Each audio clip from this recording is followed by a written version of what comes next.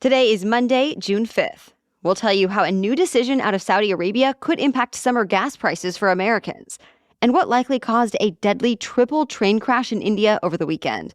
Also, a shock in the nation's capital as military fighter planes broke the sound barrier. Plus, we'll explain a historic deal for big Hollywood directors, why YouTube says it's going to start allowing some untrue election theories on its platform, and how much the average American wedding costs these days. Not surprisingly, it's a lot. Those stories and even more news to know in today's episode. Welcome to The Newsworthy. All the day's news in around 10 minutes. Fast, fair, fun, and on the go. I'm Erica Mandy. Thanks so much for being here. You ready? Let's do this. You might want to start budgeting for higher gas prices. Saudi Arabia says it's going to be sending less oil to the global economy. In fact, the oil giant is scaling back its output by 1 million barrels of oil a day, its biggest reduction in years. The announcement came soon after yesterday's meeting of the world's largest oil producers. They all decided to extend earlier production cuts through next year. But Saudi Arabia went a step further, for at least the next month. It's in response to a recent drop in oil prices. And this decision has already reversed that trend in Asian trade this morning. Typically, American gas prices follow the price of crude oil. So that means drivers could be paying more to fill up their tanks in the peak of summer travel season. Though analysts say prices are not likely to get back up to what they were last summer. Right now, U.S. gas prices are about $1 a gallon lower than they were this time last year. India is now reeling from one of the deadliest train wrecks in its history. At least 275 people died and more than 1,000 were hurt. Officials say it was a three-way crash between two passenger trains and an idled freight train. They think there was an issue with the electronic signaling system, so one of the passenger trains changed tracks when it wasn't supposed to. It crashed into the freight and flipped onto another track, causing an incoming passenger train to also derail.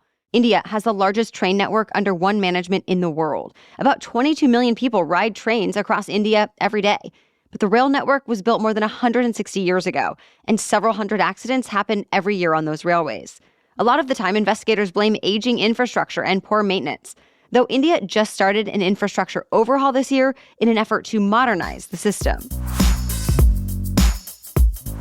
The American military went to great lengths to stop a private flight over the nation's capital.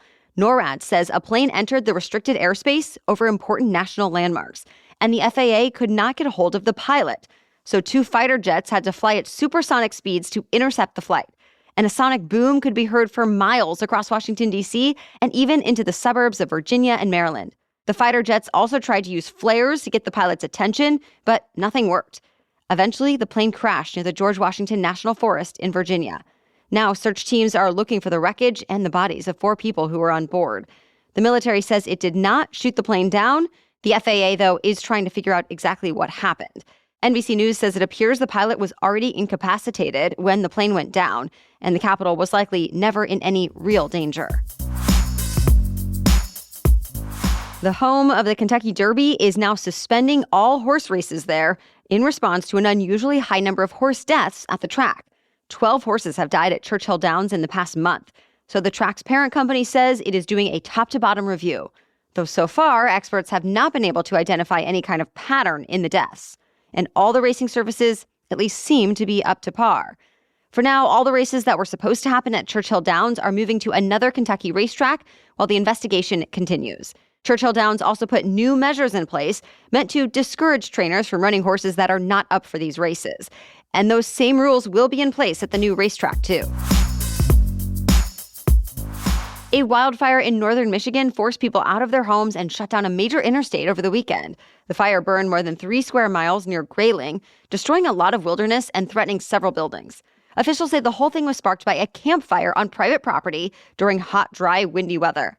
Thankfully, fire crews have been able to get it mostly under control as of this morning.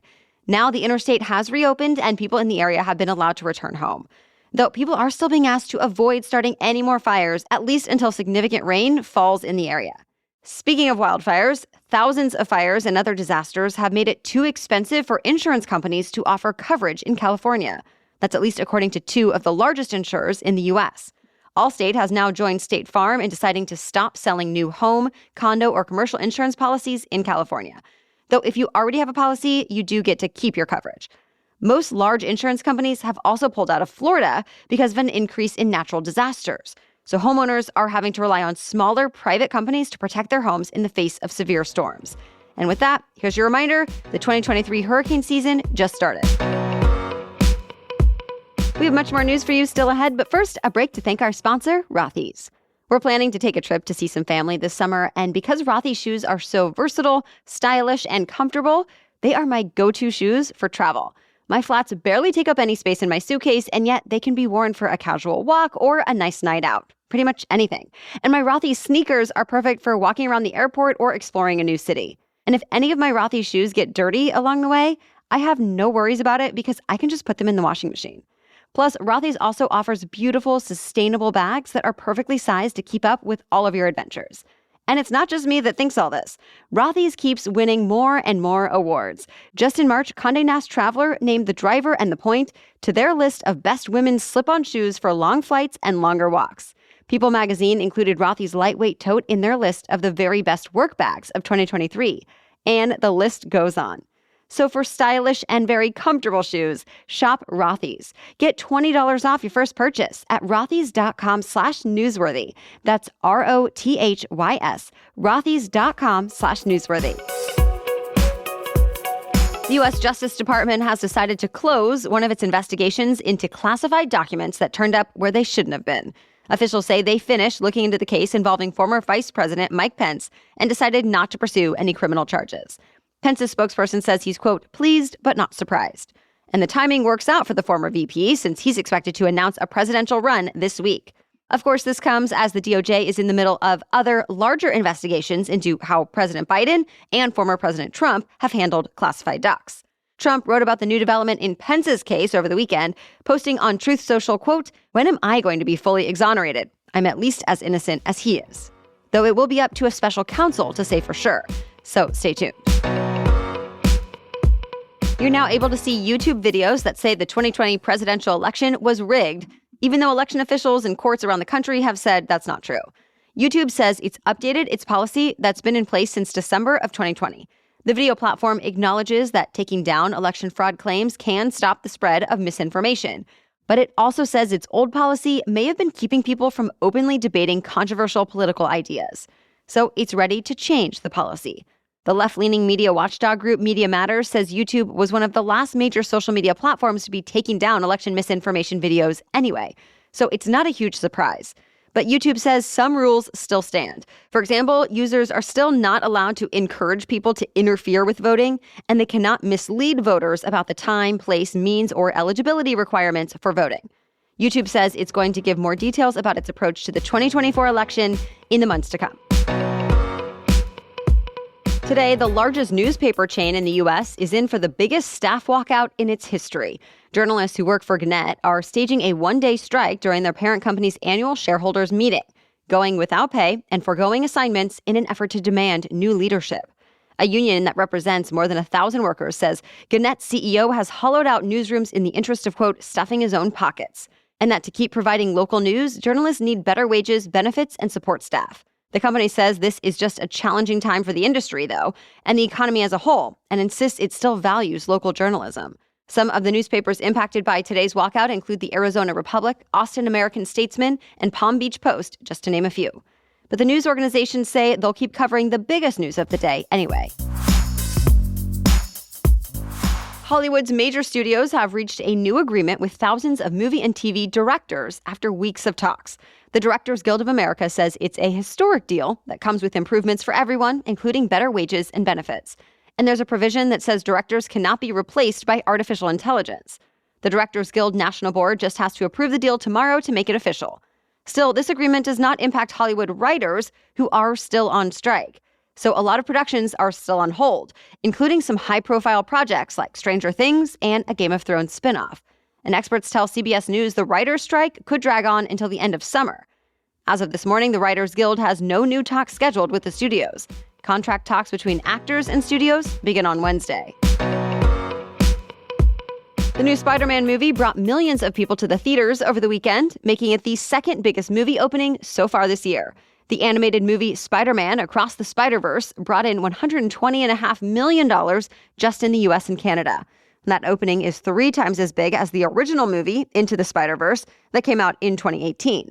And this year, the only movie that's done better in its opening weekend is the Super Mario Bros. Movie. Other popular ones at the box office this weekend include The Little Mermaid, The Boogeyman, Guardians of the Galaxy Volume 3, and Fast 10, the 10th Fast and Furious movie. Well, that's it for the main news today, so now it's time for Money Monday, when we talk about one interesting money-related news story. But first, this episode is sponsored by HelloFresh. HelloFresh offers farm-to-table quality with every box, offering seasonal recipes and pre-portioned ingredients.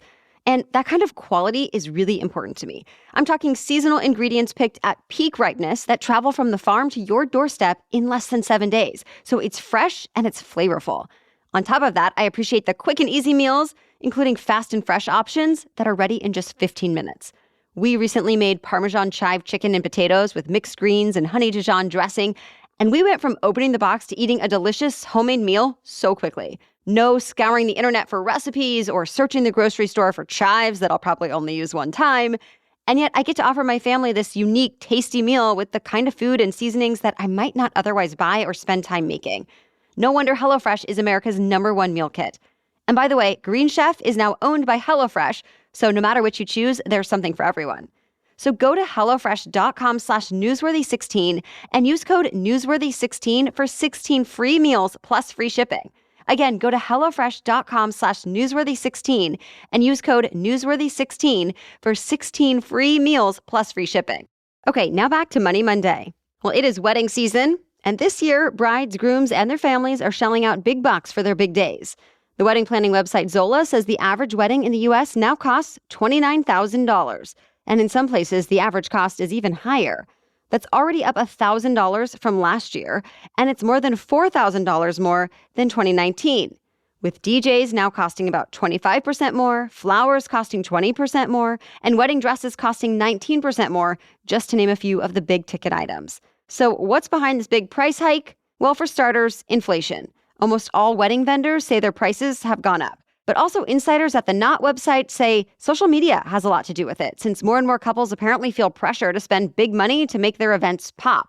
They're splurging on things like champagne towers and donut walls. Wedding guests are actually spending big money too. A recent LendingTree survey says 40% of people who have gone to weddings in the past 5 years have gone into debt to be there. That jumps to 62% if they were also in the bridal party, since that comes with things like wedding showers and bachelor and bachelorette parties, all of which seem to be getting more extravagant. All right, thank you so much for listening today and making us part of your routine. We'll be back with much more news to know tomorrow. For now, have a great day.